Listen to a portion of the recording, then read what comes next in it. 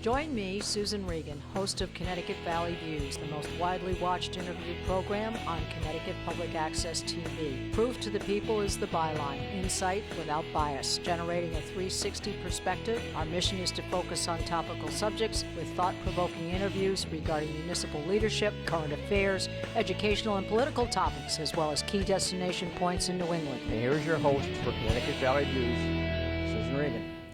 Hello, and thank you for joining me. We are currently today at St. Francis Hospital in Hartford, Connecticut, and I have two guests. First guest is Patty LaMonica, and she is the Executive Director of Emergency Medicine and the Interim Chief Nursing Officer. It's a pleasure to have you here. Good morning. And additionally, we have Dr. Stephen Wolf, and he is the Chairman, Emergency Medicine. Thank you very much for joining us. Thank you for having us. Now let's just have a brief background. We'll start with you, Patty. I mean, how long have you been with St. Francis and how you've come into the position you are here now? Well, I've been a nurse for a very long time, but I've been at St. Francis approximately 9 years. I'm actually a graduate of St. Francis School of Nursing many years ago. And I came into the position to work with Dr. Wolf and be director of the emergency department. Okay. Now, in your role, is this something you always wanted to be, was a nurse? I mean, a lot of times we hear about, you know, when you're little, or was this something that just evolved for you? No, since I can remember, I would get a thrill every time I hear an ambulance siren and things like that, and so admired people that took care of people. So I always wanted to be, I was very young, I think first grade even. I can go back and think about grammar school. Just a thrill. So you're really living your dream from a young child? Well, I guess you could say yes. that. Yes, and a passion for doing something obviously shows. Absolutely. Absolutely shows. Thank you. And you, Dr. Wolf? I came to St. Francis in 2003, so it's been 12 years now. Always was in emergency medicine. I trained both in internal medicine and in emergency medicine. See, anybody talking about emergency thinks about it being a great challenge. Now, anything in medicine is a challenge because obviously you're looking to save people's lives or improve people's lives or improve the way they feel and so forth. But emergency has a different connotation to it. It's you have to react quickly. You have to, I mean, was that kind of the inspiring part of it? To understand it, because sometimes it's very graphic, what's presented to you. I think the appeal was that you don't know what's going to come through the door. There's certainly a lot of mundane things, and we really have only one chance to kind of make the right decision. It's not like an office practice where you can kind of follow somebody and check on them. So it's a different relationship. It's really a war zone. Yeah, it can be. You know, I mean, there's the routine things that we see, and then there's the life-threatening person's going to die very quickly if we don't do something. So the challenge is that every time you go to see another patient, it's a different problem. Yes. So for some people, that's anxiety producing. Exactly. Yeah, your temperament has to be. Correct. You have to have the right temperament for it. Not everybody's cut out for that. Not everybody's cut out for office practice either. So it's all really finding one's niche. Exactly. Exactly.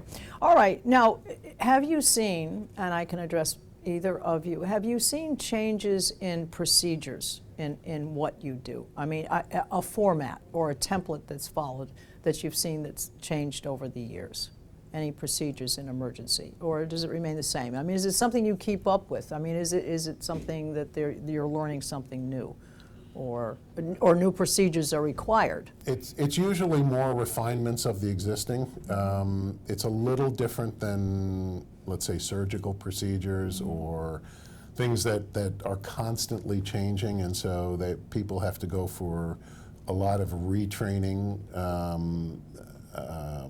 in those procedures. For instance, knee surgery years ago is very different than what it is now. With emergency medicine, it's a little bit different. They're the basic life-saving procedures or procedures that we do, and over time they have been refined. But it's not necessarily a complete rework of a procedure that you've been doing for years. So it's more that what I think makes it extremely complicated now versus before is the patients that now are surviving much longer that wouldn't have because of modern medicine. So now they're coming much sicker when things aren't going well. They wait longer? They wait? No, not necessarily wait longer, although that can be a problem, but it's also a lot of things are holding them together, and if something throws them over the edge, they go down very quickly. So it may be an issue of not coming in quickly enough, but it's also an issue of they're being held together, and it's a very brittle combination, and they may go downhill quickly.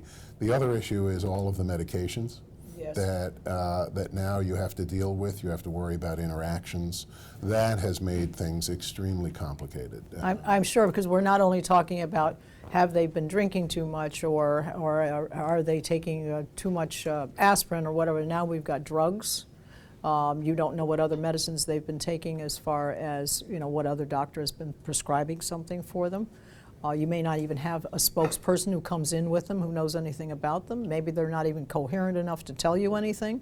And so you have to address all of these issues all at once, which kind of brings us to the question of what are you seeing, let's say over the past, or the most current, what are you seeing? Now we're at a time now during the summer and the warmer months where you're seeing a lot of shootings that occur in Hartford. But on the general basis, what are you seeing as the most emergency? It's because people have fallen down in their home, or people have been hit by cars, or what is the most that you see as far as trauma goes? Trauma in the emergency room. Trauma.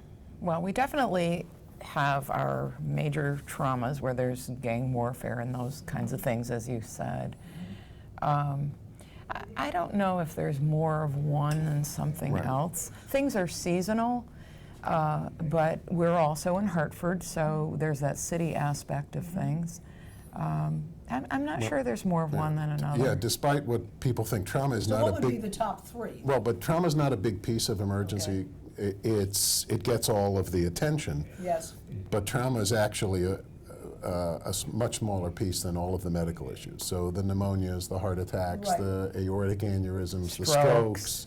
Those are the abdominal pains, the viral syndromes. Those are really, it's really the non-trauma that is the bulk of emergency medicine. And then you add there are a significant number of falls. Elderly fall down the staircase, are infirm. So there's a lot of that.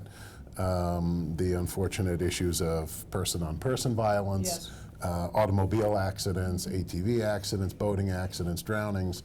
You get all of that. And that's related to the seasonal thing. The Right, exactly. Yes. In the winter, it's it's car accidents and snow blowers and that kind of thing. So there is a seasonal component to trauma, but it is by no means the, how should I say, bread and butter of emergency care, because but it does get the attention. Yes. Well, I think also going back to the drug thing is also a proponent to what occurs from that. That person is on drugs, and now they've gotten involved in a shooting.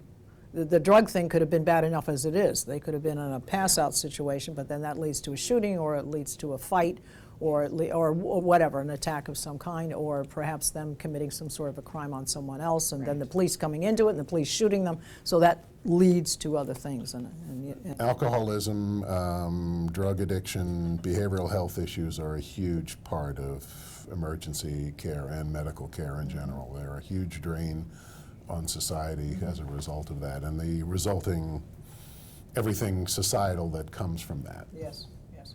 Well, a big part of what we hear about in the news and the media these days are sexual assaults.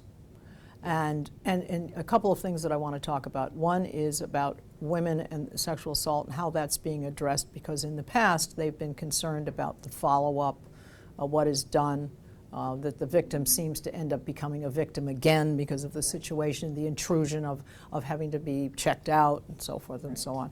So there are some different procedures there.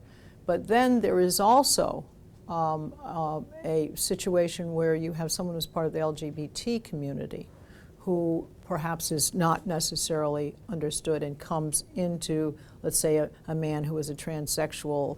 You are about to examine him, you're another man, and that sense or that feeling of the wrong thing. So there are two parts to that. So I'd like to hear your comments on how St. Francis has addressed those things.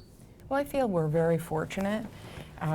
About more than 20 years now, the state of Connecticut issued a standardized forensic evidence collection kit, which is great. I think Connecticut was a leading state to do that.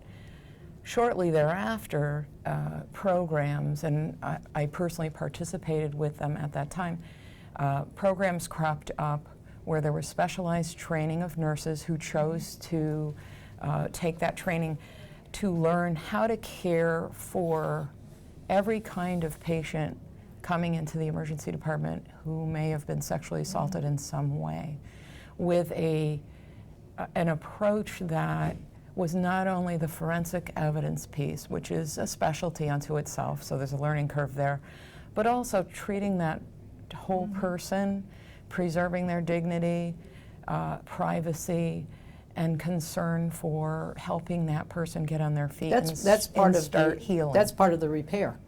Totally. Yes. From that moment in time. So there's a lot of specialty training. I think what's also good, in Connecticut is, I want to say it was 2011, but it was a few years ago. Legislatively, we were able to put in some monies, and we have a centralized team of nurses who have been specially trained as sexual assault nurse examiners. And so St. Francis is one of the hospitals. They're not statewide yet. That is a goal. But we were very actively involved. And so locally, there are several hospitals that when we call the state, we can activate one of those nurses to come and provide that care. In addition, our emergency department has also several of our own nurses who are sexual assault nurse examiners too. I think that's very important, because it would be hard to say as to whether we have more sexual assault cases or more women brave enough to come in and admit that it's happened. Correct. There would be a fine line as to which is it. Yeah. Are the instances more? Or are the women getting braver because the help has gotten better? I think I think it's both. There's more instances, and in the literature doesn't really capture everyone because people don't come forward. But so they're very modest.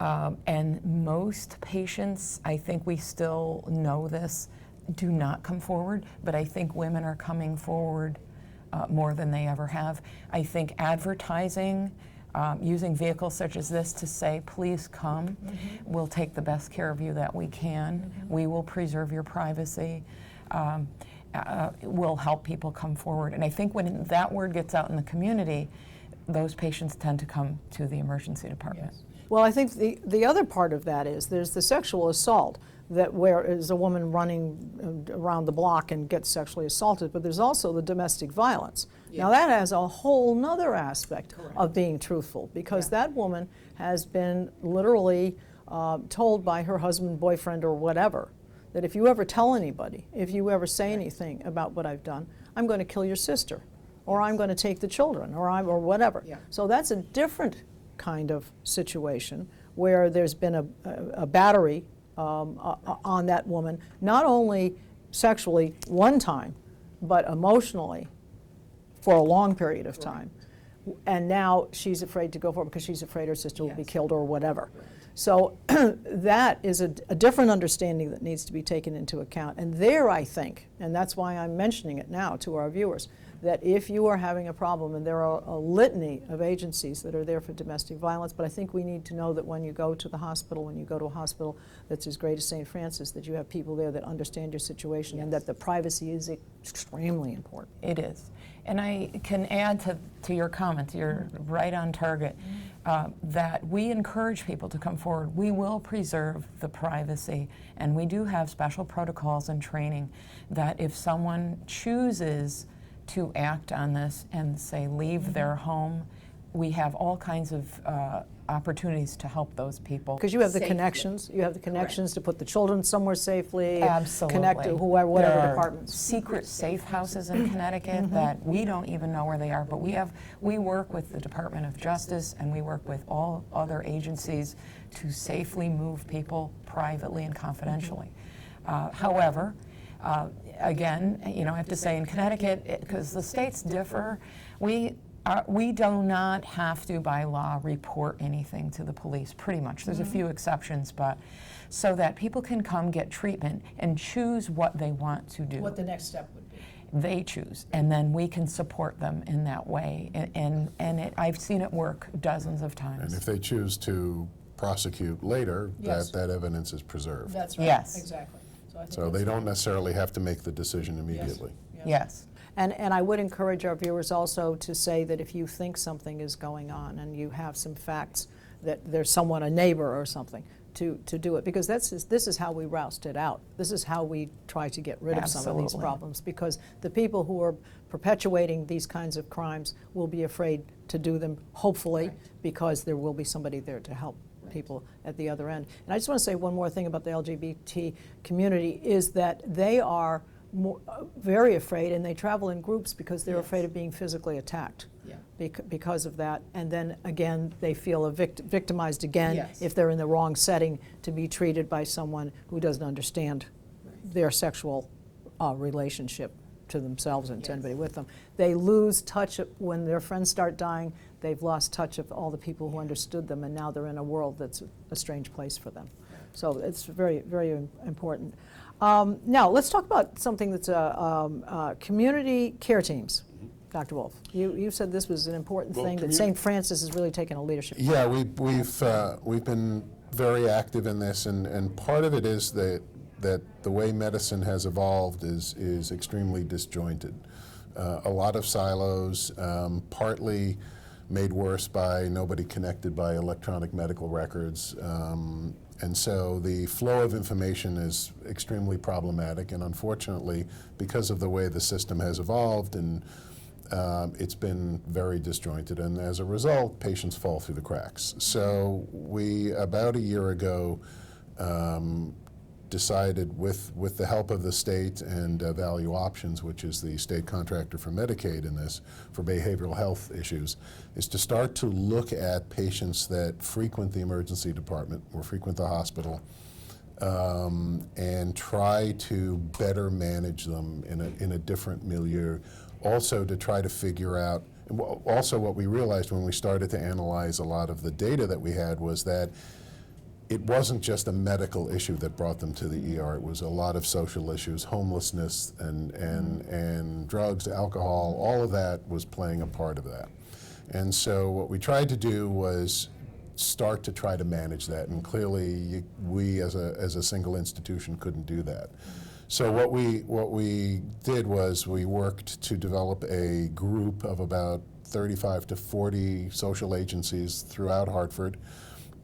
We also brought in Hartford Hospital because the patients frequently go between the two hospitals, and we felt that having just the two hospitals compete vigorously with each other, but for the good of the patient, we felt that getting together would be a very good thing, and they felt the same way.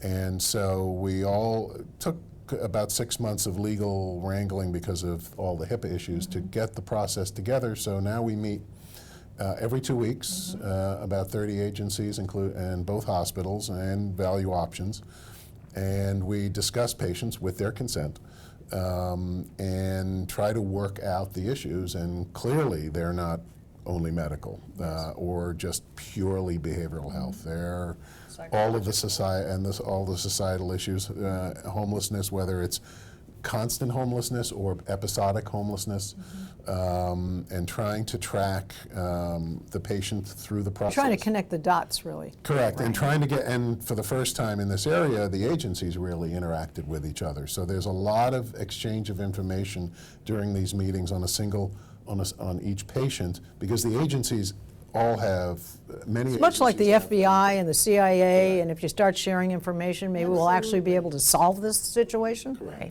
So it's both exciting and at times a little depressing, because there are a lot of patients. There's a subset of patients that hasn't been reached yet. There's a subset of patients that we're working with, and then there's a subset of patients that's extremely resistant to any help. Right. But the thing is that there is a lot of help out there, and clearly a lot of the patients do have access to help. So it's a question of not necessarily that nothing's at out home. there, but Yeah, it's that they're not necessarily taking advantage of it despite our best efforts. So there may be a group that there's unfortunately nothing that we can do about, but we will keep contact with them and hope for the best and work with them. But there's clearly a group that can be assisted, and we're starting to see results with that. There are other projects in other parts of the state and in other states. But this is the first project in this state where 2 hospitals are working together that are not part of a system. It's a little bit of preventative medicine, if you will, because these are people who need help on a psychological or mental basis, which if they didn't get this additional assistance that you've decided to be cooperative amongst the others in your industry, might go off and shoot someone or attack someone because of their situation. So it's not necessarily preventative for them directly, but it's hopefully a preventative thing in causing other issues that might arise if their problems are not addressed. And unfortunately, a large amount of those types of people have gone through the prison system and are not served well by that, but unfortunately with shrinking inpatient facilities throughout the state, less halfway houses, less supportive, full-time supportive facilities. It has made the jail system and the prison system a surrogate for some of this inpatient activity that used to happen. Well, another subject we're going to talk, and I know the viewers would be interested in this. Since Obamacare has been initiated, obviously we do have an exchange here in Connecticut, which was, I think, quite successfully done. Other states don't have the exchanges and so forth, but your experience at St. Francis now with regard to, because hopefully it was to alleviate some of the people that came to emergency care because they had no primary care physician. We have a lot of walk-in clinics now where people can go, and St. Francis is a sponsor of a lot of these walk-in clinics. But have you seen a reduction here in the Hartford facility because of Obamacare? Has it helped or changed or? Too soon, I think, to tell. Actually, our volume's been going up. Okay, the volume's been going up. It's slowly increasing. Part of what we anticipated with the Obamacare would be that there may be greater access to paying for medical care, but there is not sufficient access for primary care. And so, and we saw this in Massachusetts when they developed the Obama type care prior to Obamacare, that they had a significant increase in emergency traffic, which has since settled as primary care has caught up to some degree. So we didn't anticipate that it would go down, and certainly I don't think it's going to go down anytime soon. I think the other avenues for care or episodic care like the urgent clinics and things are good. I don't think they're a substitute for ongoing care and people that have conditions that require ongoing care. But certainly for episodic care, they are very reasonable. But the primary care manpower is not sufficient yet to really make a dent in other sort of episodic facilities, including the emergency rooms, make up for that. Yes. Well, I think the primary care physician thing is quite a question, because while there seem to be, or there appear to be, or there's the need to have more people address their health issues, the primary care physicians, their numbers are being reduced. And I think it's because there are costs involved, that they can't continue their practices because they are not getting the insurance money in a timely basis or as much as they used to, and they're leaving the ranks. So while you have an increase in patients, you have them leaving. Now, in turn, there are now the new turnover, and I won't say the turnover, but the opportunity for nurse practitioners or doctor physician's assistants, whatever. Do you see that as a good solution for that if you don't have a primary care physician, you have one step away from that? Is that going to alleviate it? Or is that not the same as having a primary care physician who knows your history, has all of your information, but then we get back to the electronic sharing and you have to be careful about the HIPAA thing. So is that another option? Do you see that, Patty, as I think I mean, is that going to be able to absorb? it's not the full solution. Yes. But I think it's helpful. The physician assistant and APRN are not a physician. So they cannot provide exactly what the physician provides. There's certain drugs they can and certain drugs they can't prescribe. Is There's that correct? limitations to some of the things that they can practice, but at least many of the cases that I'm aware of, and personal friends also, work in groups, you know, physician groups, so they work with physicians. I think they're a great piece of assistance to that. Patients like them. They provide another kind of a richness to the care. I know the APRNs will, being RNs first, and then they go on to school, they sort of look at the total patient, and they go into places that sometimes the physician may not, which is really looking at this whole patient with his family or her family, So and there is helping in that way. So there is some absorption there. Now, Yes. now, one of the things that you folks have done, and that St. Francis has really been the forefront runner on this, is this In Quicker program that you have. So when you are coming to the emergency room, tell us about that. Well, we happened to stumble on an In Quicker program that we looked up, and it was not in New England or even anywhere near New England, out west and a little bit down south. And we checked it out, and it's an IT program, and we really liked it. And it allows patients who would like to be seen quickly, and there are some restrictions. Certainly, we don't want someone coming in with a life-threatening illness, or you know, if you're having a heart attack, it's not in Quicker that you should be going to. But by ambulance. yeah, you come by ambulance and you go right into the main part of the ED. But in Quicker, it brings patients to our MedX, which is a piece of our emergency department that sees other kinds of conditions. Patients can go online, they can go through a phone app, book a time, and as soon as they come, they say, you know, I'm Patty LaMonica, I registered within Quicker. We bring them right in, and they're seen quickly and discharged.